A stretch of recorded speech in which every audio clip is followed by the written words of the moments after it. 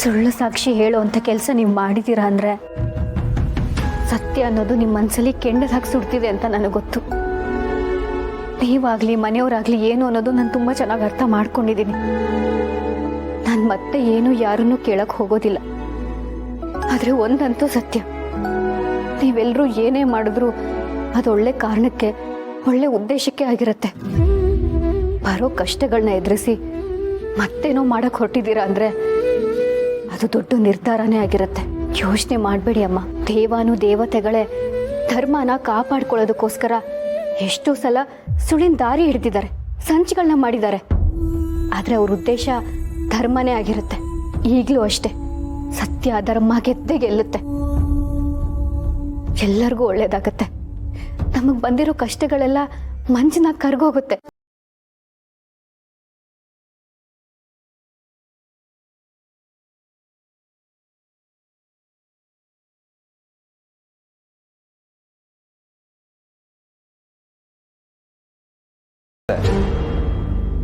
ಸಿರಿಯವರು ನನ್ನ ಬಗ್ಗೆ ಅನುಮಾನ ಪಡ್ತಿರೋದು ಒಂದು ರೀತಿ ಒಳ್ಳೇದೇ ಆಯಿತು. ಅದರಿಂದನಾದರೂ ನೀನು ಆಚೆ ಬಂದು ಎಲ್ಲರೂ ನೋಡ್ಕೊ. ನಾನು ಒಳಗಿರ್ತೀನಿ, ನೀನು ಆಚೆ ಇದ್ದರೆ ಎಲ್ರಿಗೂ ಧೈರ್ಯ. ನಾನು ಆಚೆ ಇರೋದ? ನಾನೇನಾದರೂ ಆಚೆ ಇದ್ದಿದ್ದರೆ ನಿನಗೆರಡು ಬಿಟ್ಟು ಮನೆಗೆ ವಾಪಸ್ ಕಳಿಸ್ತಾ ಇದ್ದೆ. ಸುಮ್ಮನೆ ಮಕ್ಕಳಾಗಿ ಏನೇನೋ ಮಾತಾಡಬೇಡ, ಮನೆಗೆ ಹೋಗು. ಈ ಆಕ್ಸಿಡೆಂಟ್ ಮಾಡಿದ್ದು ನಾನೇ ಅಂತ ಒಪ್ಕೊಂಡಾಗಿದ್ದೆ. ಅದೇನಕ್ಕೆ ಶಿಕ್ಷೆ ಇದ್ರೂ ನನಗೆ ಆಗಬೇಕು. ಗಲ್ಲಿಗಂತೂ ಹಾಕಲ್ಲ. ಕಾನೂನು ಪ್ರಕಾರ ಏನು ಶಿಕ್ಷೆ ಆಗುತ್ತೋ ಅದನ್ನು ಅನುಭವಿಸಿ ನಾನೇ ಬರ್ತೀನಿ. ಅಲ್ಲಿವರೆಗೂ ಮನೆಯವರೆಲ್ಲ ಗೊಳೋ ಅಂತ ಅಳ್ತಿರ್ಬೇಕಾ? ಸಿರಿಯವ್ರು ನಿನಗೋಸ್ಕರ ಕಾದು ಕಾದು ನಲಾಡ್ತಿರ್ಬೇಕಾ? ನೀನು ಅರೆಸ್ಟ್ ಆದಾಗಿಂದ ಅಮ್ಮ ಸರಿಯಾಗಿ ಊಟ ತಿಂಡಿ ಮಾಡ್ತಿಲ್ಲ, ನಿದ್ದೆ ಮಾಡ್ತಿಲ್ಲ. ಪ್ರತಿ ಕ್ಷಣ ನಿನ್ನ ಯೋಚನೆಯಲ್ಲೇ ಇರ್ತಾರೆ. ನಿಧಿ ನಿನಗೋಸ್ಕರ ಅಳದಿರೋ ಕ್ಷಣನೇ ಇಲ್ಲ. ಇಷ್ಟೆಲ್ಲ ಆಗ್ತಿದ್ರು ನೀನು ಮಾತ್ರ ಲಾಕಪ್ ಒಳಗಡೆ ನೆಮ್ಮದಿಯಾಗಿರ್ಬೇಕಾ? ನಿನ್ನ ಪರವಾಗಿ ಸಾಕ್ಷಿ ಹೇಳ್ತಿಲ್ಲ ಅಂತ ಸಿರಿ ಅಮ್ಮನ ವಿರುದ್ಧವಾಗಿ ನಿಂತಿದ್ದಾರೆ. ಅಮ್ಮ ಮಕ್ಕಳ ಥರ ಇದ್ರವರು. ಈಗ ಸಿರಿ ಅಮ್ಮನ ಶತ್ರು ಹಾಗೆ ನೋಡ್ತಿದ್ದಾರೆ. ಇದನ್ನೆಲ್ಲ ನೋಡೋಕ್ಕೆ ಹಿಂಸೆ ಆಗ್ತಿದೆ. ದಯವಿಟ್ಟು ಅಮ್ಮಗೂ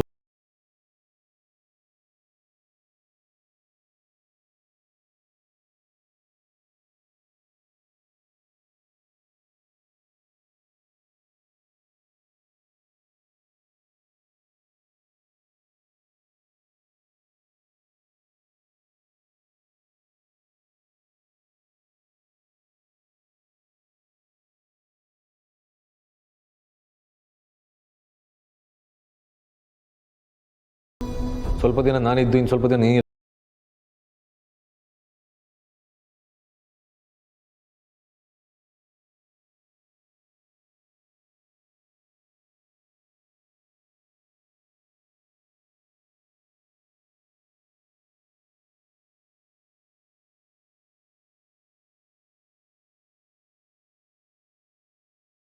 ಹೊರಗಡೆ ಯಾರು ಹೇಗಾದ್ರೂ ಇರಲಿ, ನೀನು ಮಾತ್ರ ಲಾಕಪ್ ಒಳಗಡೆ ನೆಮ್ಮದಿಯಾಗಿರ್ಬೇಕು ಅಂತ ಆಸೆ ಪಡ್ತಿದ್ಯಾ?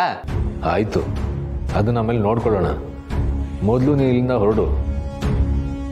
ಹಾಗೆ ಅಮ್ಮನ ಚೆನ್ನಾಗಿ ನೋಡ್ಕೊ. ನೀವೆಲ್ಲರೂ ಅವ್ಳ ಜೊತೆಗಿದ್ರೆ ನಾನು ಅವ್ಳ ಜೊತೆಗಿದ್ದ ಹಾಗೆ.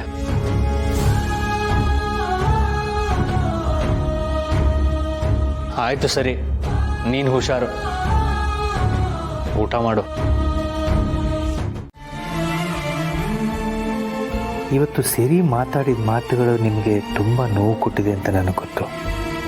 ಹಾಗಿದ್ರೆ ನೀವು ಸುಳ್ಳು ಹೇಳಿದ್ದು ಅಭಿನ ಉಳಿಸೋಕ್ಕ?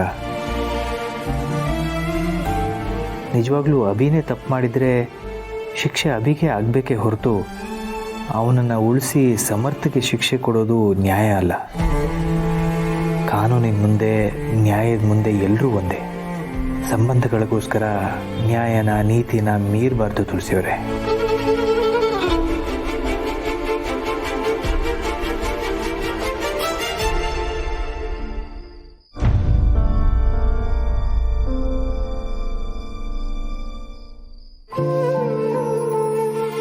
ನಿಮ್ಮ ಒತ್ತಡ ನೋಡೋಕ್ಕಾಗ್ತಾ ಇಲ್ಲ ಮಾಧವ್ ಅವರೇ. ಯಾವ್ದು ಸತ್ಯ ಯಾವ್ದು ಸುಳ್ಳು ಅನ್ನೋದನ್ನು ಹೇಳ್ದೆ ನಿಮ್ಮನ್ನು ಗೊಂದಲದಲ್ಲಿ ಸಿಕ್ಕಾಕ್ಸಿದ್ದೀನಿ. ಮನೇಲಿ ಏನೇನೋ ನಡೀತಾ ಇದೆ. ಸಮರ್ಥಣ್ಣ ನನಗೋಸ್ಕರ ಅಂತ ಅರೆಸ್ಟ್ ಆದ. ಅದು ಸಾಲದು ಅಂತ ಆ ಆರೋಪ ಇವಾಗ ಅಭಿಬ್ರ ಮೇಲೆ ಬರ್ತಾ ಇದೆ. ನಂಗೆ ತುಂಬ ಭಯ ಆಗ್ತಿದೆ. ನಾನು ಒಬ್ಬಳು ಮಾಡಿರೋ ತಪ್ಪಿಂದ ಇಡೀ ಮನೆಯವ್ರು ಎಲ್ಲರೂ ಒದ್ದಾಡ್ತಿದ್ದಾರೆ. ಇದೆಲ್ಲ ಯಾಕೆ ಬೇಕು ಹೇಳಿ? ನಾನು ಸತ್ಯನ ಹೇಳ್ಬಿಡ್ತೀನಿ. ನಾನು ಜೈಲಿಗೆ ಹೋದ್ರೂ ಪರವಾಗಿಲ್ಲ, ಆದರೆ ನಾನು ಎಲ್ಲರ ಮುಂದೆ ಸತ್ಯ ಹೇಳಲೇಬೇಕು. ಪ್ಲೀಸ್ ದೊಡ್ಡಮ್ಮ, ನನ್ನ ತಡಿಬೇಡಿ. ದೇವ್ರೆ, ನನಗೆ ಇದನ್ನೆಲ್ಲ ಸಹಿಸ್ಕೊಳಕ್ಕಾಗ್ತಾ ಇಲ್ಲ. ಇನ್ನೀ ಪುಟ್ಟ ಹುಡುಗಿ ಹೇಗಾದರೂ ಇದನ್ನೆಲ್ಲ ನಿಭಾಯಿಸೋಕೆ ಸಾಧ್ಯ? ಯಾಕೆಂತ ಪರೀಕ್ಷೆ ಈ ಹುಡುಗಿಗೆ? ನಿಧಿ, ಅದು ಏನಾಗುತ್ತೋ ಆಗಲಿ, ಆದರೆ ನೀನು ಮಾತ್ರ ಯಾವುದಕ್ಕೂ ತಲೆ ಕೆಡಿಸ್ಕೋಬೇಡ. ವಿಧಿ ಬರಹ ಏನಿರುತ್ತೋ ಅದೇ ಆಗತ್ತೆ. ನೀನು ಮಾತ್ರ ಧೈರ್ಯವಾಗಿರು. ಮನೇಲಿ ಇಷ್ಟೆಲ್ಲ ರಾತ ಅಂತ ನಡೀತಿದೆ. ನಾವೆಲ್ಲರೂ ಈ ಸಮಸ್ಯೆಗಳ ಬಗ್ಗೆ ಮಾತ್ರ ತಲೆ ಕೆಡಿಸ್ಕೊಂಡಿದ್ದೀವಿ. ಆದರೆ ನಿಧಿ ಬಗ್ಗೆ ಯಾರೂ ಯೋಚನೆ ಮಾಡಲಿಲ್ಲ. ಪಾಪ ತುಳಸಿಯವರು, ನಾವೆಲ್ಲರೂ ಅವ್ರ ಮೇಲೆ ರೇಗ್ತಿದ್ದೀವಿ. ಆದರೆ ಅವರು ನಿಧಿ ಬಗ್ಗೆ ಯೋಚನೆ ಮಾಡಿ ಅವಳಿಗೆ ಸಮಾಧಾನ ಮಾಡ್ತಿದ್ದಾರೆ.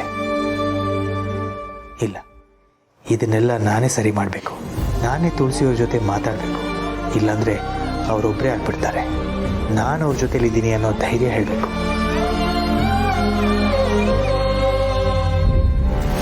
ನಿಧಿ, ಹೊರಡು. ಏನು ಯೋಚನೆ ಮಾಡಬೇಡ, ಧೈರ್ಯವಾಗಿರು.